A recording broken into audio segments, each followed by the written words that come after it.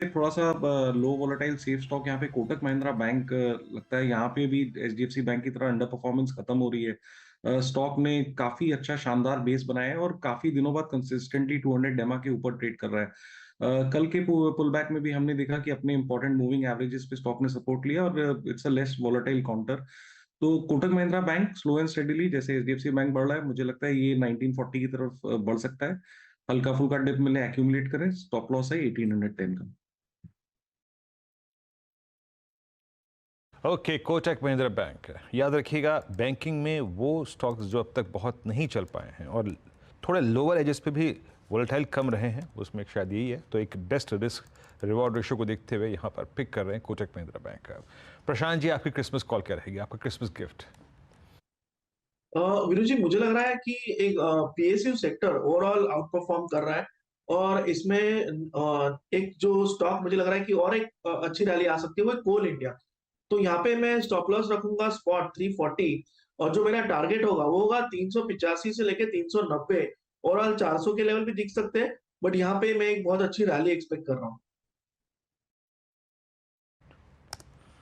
Okay, कोल India. और आप पिछले 5-7 दिन में इसका जोहर देख ही चुके हैं। एक स्ट्रॉन्ग मूव की एक्सपेक्टेशन प्रशांत जी रखते हैं। एक अपसाइड में कोल इंडिया को वो देखते हैं अगले 1 साल के लिए। आशीष भैती जी, आपकी कॉल क्या होगी? वीरेंद्र जी, एलटीटीएस में खरीदारी की सलाह रहेगी। लार्सन टुब्रो टेक्नोलॉजी सर्विसेज में जिस हिसाब से हम देख रहे हैं, परसिस्टेंट और बिरला सॉफ्ट और बाकी मिड कैप आईटीज ऑलरेडी अपने ऑल टाइम हाई टच कर चुका है।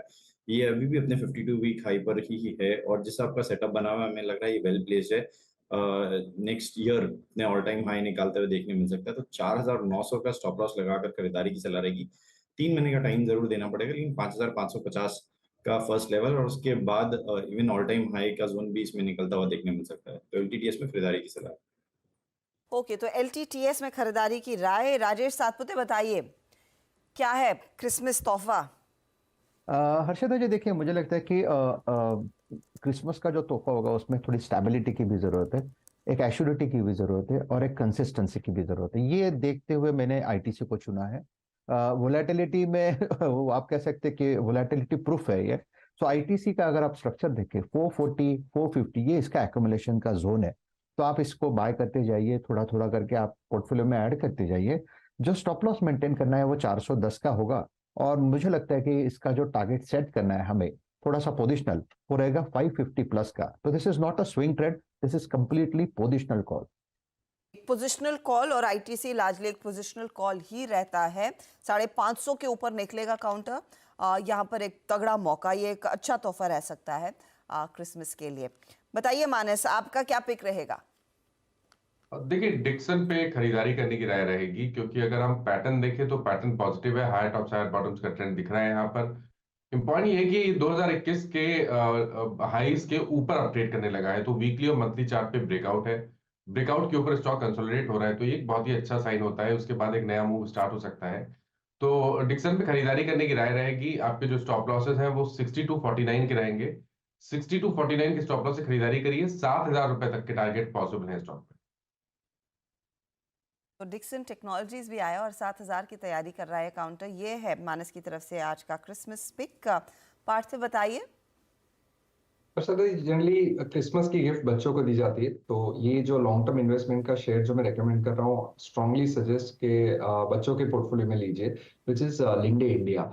देखिए, एक शानदार परफॉर्मर रहा है, और एक अच्छी बात यह है कि अभी जो पेरेंट है लिंडे पीएलसी, जो ऑलमोस्ट $200 बिलियन का मार्केट कैप रखता है, आई थिंक वो इंडिया में भी बहुत बुलिश हो चुके हैं। अगर आप देखने जाएंगे तो उनकी जो एयर सेफ्टी यूनिट की क्षमता है इंडिया में, जो करीबन 10,000 टन पर डे है, वो ऑलमोस्ट डबल होने वाली है आने वाले 2-3 साल में। विच गोज टू शो कि जितना कैपेक्स उन्होंने इतने सालों में नहीं किया, आने वाले 3 साल में उतनी कैपेसिटी डबल होने वाली है। नॉट ओनली दैट, जो एग्जिस्टिंग एसेट्स है उसको ज्यादा स्वेट करके वो बहुत ज्यादा रेवेन्यू कमा सकते हैं। हमने देखा है कि स्टील इंडस्ट्री में किस तरह का कैपेक्स है, राइट अप टू 2030। तो आई थिंक इंडिया बहुत उसका अच्छा प्रॉक्सी है। नॉट ओनली दैट, जो पूरे इंडस्ट्रियलाइजेशन की बात हो रही है, जिसमें हाई मार्जिन वाले जो गैसेस होते हैं जो लिंडे सप्लाई करता है, जो वैल्यू एडेड रिलेटेड प्रोडक्ट्स की हम जो बात करते हैं, तो डेफिनेटली वहाँ पे भी कंपनी बहुत अच्छा कर रही है, whether it is automotive segment, whether it is manufacturing like mobiles etcetera. हर एक एप्लीकेशन में लिंडे इंडिया के गैसेस यूज होते हैं। उनका खुद का in house project engineering division भी है, जहाँ पे ऑर्डर बुक सतत बढ़ रहा है और they are even bidding for international orders. तो ओवरऑल देखने जाए ऐसी कंपनी है जो इतना कैपेक्स के बाद भी उनके पास 1000 करोड़ की कैश है, कोई डेट नहीं है, और जिस तरह के प्लान्स है, I think this is a fantastic stock to own for the long run.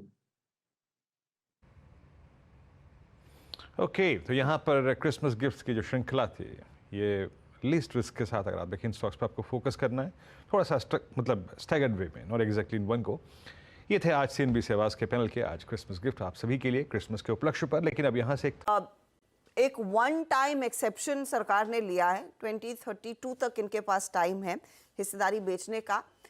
ये स्टॉक ग्रॉस अंडर परफॉर्मर रहा है लिस्टिंग के बाद से ही, अभी भी इनफैक्ट अपने इशू प्राइस के नीचे ही I think if I am not mistaken trade कर रहा है 764 के आसपास। इस खबर का कुछ असर पड़ने वाला है या नहीं? यस, आई थिंक हर्षद जी बहुत ही पॉजिटिव न्यूज है, बिकॉज ये एक बड़ा ओवरहैंग था। एक बहुत बड़ी गवर्नमेंट की कंपनी है और इसमें जिस तरह का प्रेशर था कि 75% अगर डाइल्यूट करना है तो बहुत बड़ा फ्लोट मार्केट में आने वाला है, और उस लिहाज से आई थिंक वैल्यूएशंस तो कंपनी को डेफिनेटली नहीं मिलते। लेकिन इसके बाद आई थिंक जो अच्छी न्यूज ये है कि कंपनी ने पोस्ट लिस्टिंग कंटिन्यूसली उसकी जो एम्बेडेड वैल्यू बढ़ाई है, और in terms of price to embedded value आज की तारीख में LIC के वैल्यूएशन सबसे लो पे है एट अराउंड 1.2। अगर पीयर सेट से कंपेयर करें, नो डाउट अगर पीयर सेट के जो value of new business margin है वो काफी ज्यादा है, लेकिन LIC ने ऐसे बताया कि they are definitely working to improve their VNB margin, non par business काफी बढ़ाने की बात की है। तो उस लिहाज से मुझे लग रहा है कि फॉरवर्ड बेसिस पे ये बहुत ही अट्रैक्टिवली वैल्यूड है, और इस न्यूज के बाद मुझे लग रहा है कि LIC में अच्छी रैली आ सकती है, और ये बहुत बड़ा ओवरहैंग चला गया है। और आगे जाते अगर बिजनेस मेट्रिक्स इंप्रूव होते हैं, VNB मार्जिन सतत इंप्रूव होते हैं, तो मुझे लग रहा है कि LIC एज अ स्टॉक जो PSU पैक में one of the under perform रहा है, वो बहुत अच्छा परफॉर्मेंस दे सकता है। ओके, तो LIC एक बार चार्ट्स देखेंगे मानस LIC। बिल्कुल, देखिए LIC की जहां तक बात है, देखिए यहाँ पर कल स्टॉक ने 20 डे मूविंग एवरेज में सपोर्ट किया, वहां पर थोड़ा बाइंग देखने को मिला है। लेकिन मेरा समझना है कि करंट लेवल्स पे खरीदारी नहीं करनी है, या तो अगर आपको 785 के ऊपर ब्रेकआउट देखने को मिले तब खरीदारी करिए, और या तो जब करेक्शन देखने को मिले 20 डे मूविंग एवरेज को ब्रेक करके स्टॉक 700 रुपए की तरफ जाने की कोशिश करे, तो वहां पर खरीदारी करनी चाहिए। तो या तो करेक्शन पे खरीदारी करिए, या तो ब्रेकआउट पे 785 के ऊपर खरीदारी करिए। ओके, तो 785 के ऊपर अगर ये स्टॉक निकले तब आप वो तेज़ी की पोजीशंस में आएंगे, उससे पहले नहीं।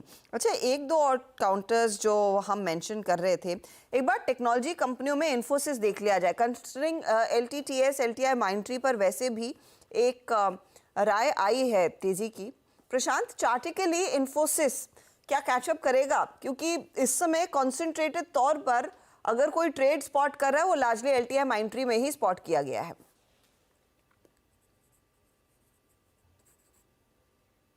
आप शायद म्यूट पर है। अच्छा, प्रशांत थोड़ा संभल के, ये वीरू ना कि आदत खराब है, वो आपके नाम पर फिर शायरी लिख देंगे। वो कविता जी के नाम पर आपको पता ही है इतनी लंबी चौड़ी शायरी लिखी थी। जी बिल्कुल, आई विल बी केयरफुल। तो हर्षदा जी, यहाँ पे अगर हम देखें तो 1523 से लेके 1505 एक बहुत अच्छा गैप सपोर्ट है। तो मेरे हिसाब से 1520 के स्टॉप लॉस से इसको कंफर्टेबली बाय किया जा सकता है, और यहाँ से में एक नया स्विंग है, यानी करीबन हम मान सकते हैं 1575 1580 इस लेवल तक ये जा सकता है। तो मुझे लग रहा है right level to enter, gap support का एडवांटेज लेके बाय किया जा सकता है। ओके, तो एक अपॉर्चुनिटी यहाँ पर भी देखने को मिलेगी, तेज़ी की तरफ आप वो पोजीशन ले सकते हैं। एक तो और ट्रेड्स जो आपने ध्यान में रखने हैं, जहाँ पर कुछ थोड़ा बहुत पहले मोमेंटम आया है, UPL, और UPL में दरअसल आज बोर्ड बैठक है फंड रेज को लेकर। जैसे यतिन रीइटरेट कर रहे थे, आपको याद होगा परसों का सत्र जब ये खबर आई थी तो स्टॉक सुबह ही टूटने लगा था। मानस, चार्ट्स पर अब क्या संकेत है? अभी भी कमजोर टेरिटरी में है या फिर अब थोड़ी बहुत तेजी आ रही है नेशनल लेवल से? देखिए, कल रिकवरी देखने को मिली है, लेकिन ध्यान रखिए ये अभी भी जितने इंपॉर्टेंट मूविंग एवरेजेस हैं 20, 50 और 100 डे मूविंग एवरेजेस हैं, उनके नीचे ट्रेड कर रहा है। कोई पैटर्न में रिवर्सल के साइन नहीं दिख रहे हैं, इसलिए फिलहाल के लिए अवॉइड करना है। खरीदारी केवल 590 रुपए के ऊपर करेंगे, और अगर आपके पास लॉन्ग पोजीशन है तो 564 का स्टॉप लॉस जरूर लगाइए। उसके नीचे गया तो आपको कम से कम 540 530 तक की गिरावट देखने को मिल सकती है। बता दें कि मनी कंट्रोल पर दिए गए विचार एक्सपर्ट्स के अपने निजी विचार होते हैं। वेबसाइट या मैनेजमेंट इसके लिए उत्तरदायी नहीं है। यूजर्स को मनी कंट्रोल की सलाह है कि कोई भी निवेश निर्णय लेने से पहले सर्टिफाइड एक्सपर्ट की सलाह लें।